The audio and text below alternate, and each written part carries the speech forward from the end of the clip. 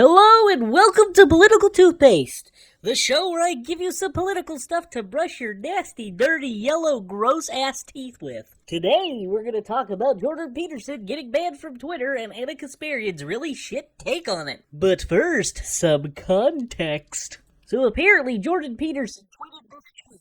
Remember when pride was a sin? And Ellen Page just had her breasts removed by a criminal physician. Now, when Jordan Peterson says that Ellen Page's physician is a criminal, that is actually very true. The first sentence, however, is a little bit up for interpretation.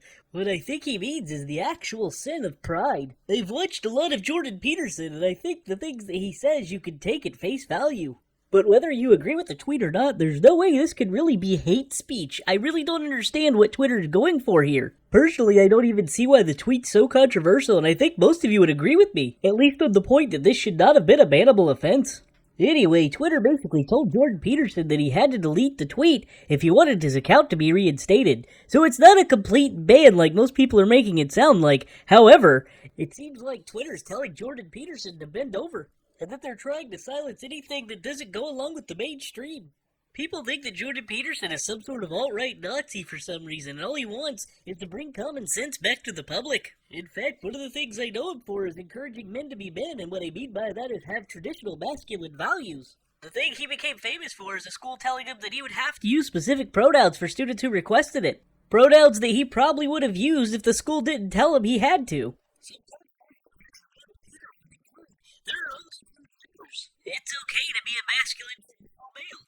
And it's hard to have equality and equity. And don't get me wrong, Jordan Peterson has his faults, and he himself admits that he has a temper. But here's the thing, he himself admits this. He admits his own faults. He admits that he's not perfect and that he needs to work on himself. And he encourages other people to do the same. Now, obviously, I don't know the man personally, but I would say he's a pretty good person and a pretty decent role model for a lot of people out there. Anyway, that's my take on it. Now, let's see what Anna Kasparian had to say. I hope at this point everyone is privy to the tactics implemented by the country's top grifters, Jordan Peterson being one of them, right? Oh no. Well, we're already off to a good start with the name calling. Anna Kasparian has already made a false claim that Jordan Peterson is some sort of grifter. Anna, I would like you to give me one example of how he swindled anybody. It's the same thing over and over again. Jordan Peterson does it, Stephen Crowder does it, all sorts of right-wing goons do it, where they're like, a few things here. First of all, Jordan Peterson is not a right-wing goon.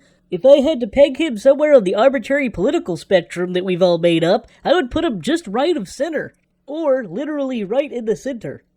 They say things that they know will probably get them suspended on whatever platform they're on, or will get them demonetized on YouTube. They intentionally violate the very clear terms of service that is stated by the platform in question.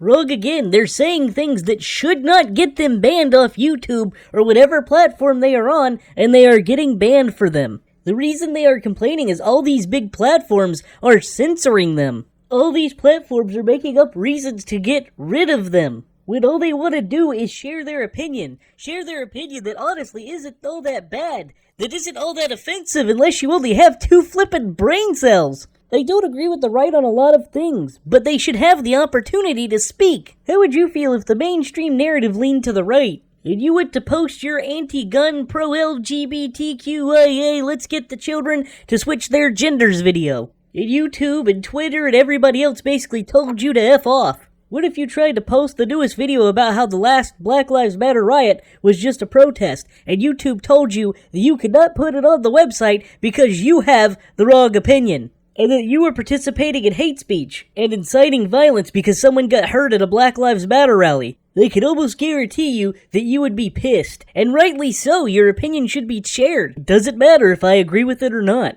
Also, I think even you know you're spreading BS at this point. There's nothing super concise about YouTube or Twitter's terms of service. A lot of it is purposely vague and definitely up for interpretation.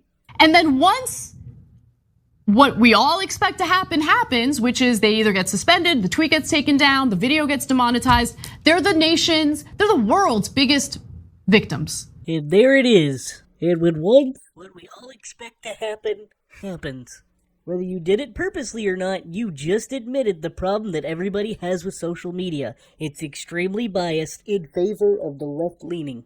They see it constantly on media platforms like the Young Turks, where they act like that their opinion is not the mainstream, and that they're fighting for the cause because their voices are not heard, when in fact, they have all the power behind them.